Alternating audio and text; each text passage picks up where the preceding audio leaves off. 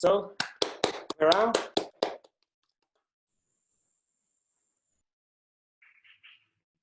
Hello, everyone. My name is Bairam. Please raise your hand if you can hear me really well. Okay, awesome. So let's start then. As Almat mentioned, I've been a member of ATC for 1 year. Sometimes I still attend meetings when I have a chance, and sometimes I even bring our products as a gift for the best of the best. But let me bring you to the time when it all just started. In 2011, I have graduated from Cardiff University in the UK, and I didn't really know what I want to do in my life. I was applying to different companies and looking for a job. And I got a job offer from the oil field company, and they sent me to the United States. In the US, I've been working on different projects, and I've been traveling to oil rigs a lot, doing different shifts and stuff like that, basically. And I've noticed one thing, that every time coming back from the project, I had an urge to go to the supermarket and buy a drink called Kombucha. I didn't know a lot about the drink at the time, but I knew one thing for sure, is that I would drink my kombucha. I had, excuse me, I had a really pleasing feeling in my belly. So I started doing some research on kombucha, and I found out that it's a drink that actually was well known in post-Soviet Union countries in the 90s. It was basically called tea mushroom, in the 3-liter bottles that our mothers or grandmothers used to brew. So, but nevertheless, I spent 3 years working in the US, and just imagine yourself being a fresh alumni from the university, and having lived in Kazakhstan almost your entire life. What would your dream be, in terms of your career? My dream was that, to get a managerial position in the oil field in the US. And in 3 years' time, I was one step away from achieving my dream, from becoming mid manager in my company. But at the time, I realized that my dream it wasn't mine, actually. It was coming from listening to other people, how cool it would be to become a manager and make a lot of money and stuff like that.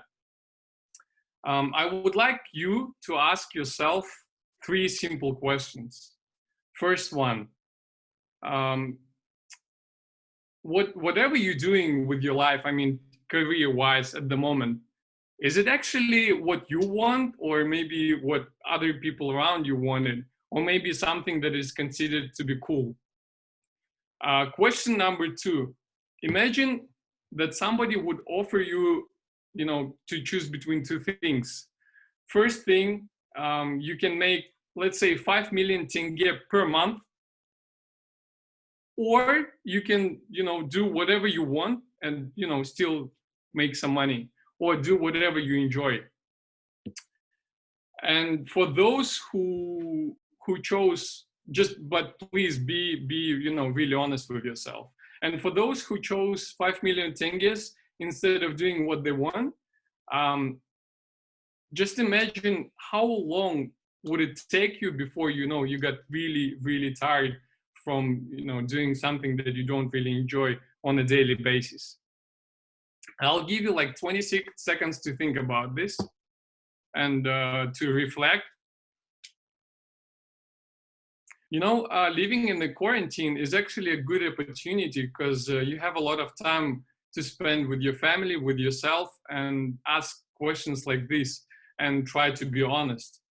And if you don't use this time to reflect on where you are at the moment and where you're going, I'm not sure, when you're going to be able to find a better chance to do so. So let's come back to my situation. 3 years passed, one step away from being a manager in the oil field in the United States, which might sound like a dream to most of us. I have realized one thing is that whatever I was doing is not bringing me any pleasure in my life. I don't feel any fulfillment whatsoever. Yes, I was making enough money not to worry about money at all. So like I could travel anywhere I wanted, I could buy anything I wanted, but I was a happy person. At that time, I realized that that's enough. I don't want to waste my life. And I decided to come back, to quit my job and to come back to Kazakhstan. So, and that was what I did. I quit my job.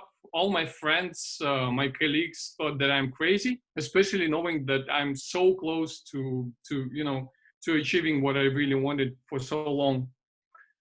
So nevertheless, I was in Kazakhstan, and then I decided to travel for a couple of years. At some point, I was in Kazakhstan, and I realized that I've missed kombucha a lot. But looking in different supermarkets, in the healthy stores, I couldn't find any. So I decided to brew my own kombucha. I found the tea mushroom. I actually found it in Almaty, and a friend of mine brought it to Astana. And then I started doing all the research. I had no idea, like zero idea on how to brew kombucha. And in the US, the kombucha that they sell, for the most part, it's flavored. It's either with some, fruits or berries or something. It's not just a classic plain kombucha. Classic kombucha, as we call it in our company nowadays. So after I've learned how to brew a classic kombucha, plain kombucha, by the way, kombucha is made out of two ingredients. It's black tea and it's sugar, well, and water, obviously. So our topic for today is actually quite closely related to what I'm doing today. And after brewing classic plain kombucha was a piece of cake for me. Jana, where are you? Please note that I've used the word. So after it was a piece of cake for me, I've decided that I want to learn how to brew flavored kombucha, which was a disaster for my housemate because it was related to when you brew flavored kombucha, it carbonates, so it becomes fizzy. And then if you overhold it in the warm place, basically once you open the bottle, all the content of the bottle is just, explodes. And she had to clean my ceiling, my walls, not speaking about floor and, the kitchen table and everything. So it was a nightmare for her, but I was, learning how to do it. And about 2 years ago, me and my wife, we decided that, maybe we should try and brew kombucha commercially, because about 2 years ago, market of kombucha and it's still booming. Like 2 years ago, all the sales worldwide were about $5.2 billion. Companies like Pepsi and Cola were buying companies that were brewing kombucha worldwide. And Pepsi has its own company that brews kombucha. Unfortunately, or fortunately, not in Kazakhstan at the moment, but still they have, companies like in the US that brew kombucha.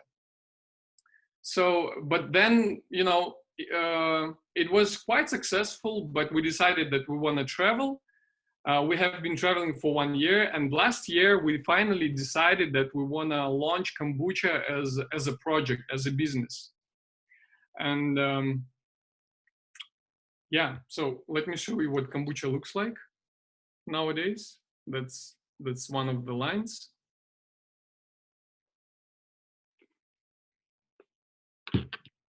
Don't get me wrong. I know it sounds like everything was so smooth and easy, but we had a lot of doubts. Also, there is a certain mindset in our society that you cannot do whatever you love and still make money. Because usually money is related to things, like engineering, working for the government, or even, you know, stealing money from the government, stuff like that.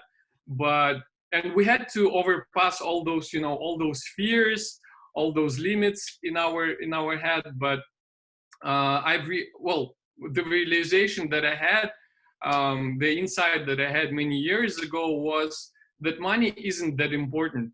As long as you have enough money for, you know, to have a food on your table, that's all that matters, if we're speaking in terms of, you know, being a happy person. Another thing we have in common is that we think that we need a lot of money to be happy. It's not true. Yes, we need, you know, certain amount. Limits are different for all of us, but it's not the most important part of the life. So we decided that, especially knowing that our product brings health to the consumers, we decided that that's what we want to do. And 1 year later, nowadays, after launching the project 1 year ago, now I can say that that our startup was quite successful. In March last month, basically, even despite of the quarantine, we have tripled our sales compared to February, and now we have plans to open basically our company and brew kombucha worldwide. Like this October, if you know, fingers crossed, everything is going to be fine, we will launch it in Bali, and next year it's going to be Moscow and Dubai. So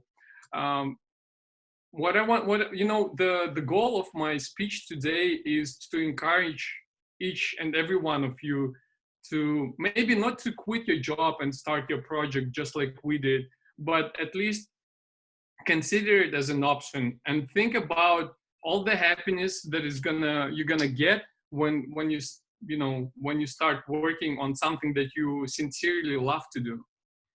Another thing that came across is we had we had certain problems during this year with launching kombucha commercially, because it's one thing when you do it at home in small quantities, and it's completely other thing when you do it on a commercial level.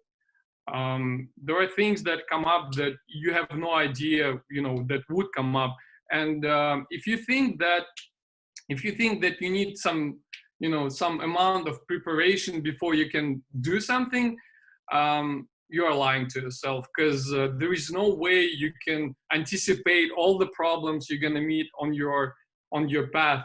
But when you do something that you sincerely love, all those problems, they don't really matter, because you believe in what you do, and that's all that matters. Also, another thing that I come across a lot in our society is that people think that instead of doing what I love, I'll find the project that is going to bring me a lot of money, and I'm going to do that first.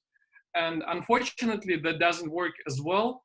And I'm going to tell you why. The reason is once you come across problems with projects like this that are supposed to bring you money, but you don't really enjoy doing them, there is a very good chance that you're gonna drop, that you're gonna quit, that you're not gonna be successful with the project, but because you're not really loving what you're doing. So that would be it for my speech today. I hope you guys have certain insights on starting your own project, or at least considering, or at least asking yourself, do you really love what you're doing?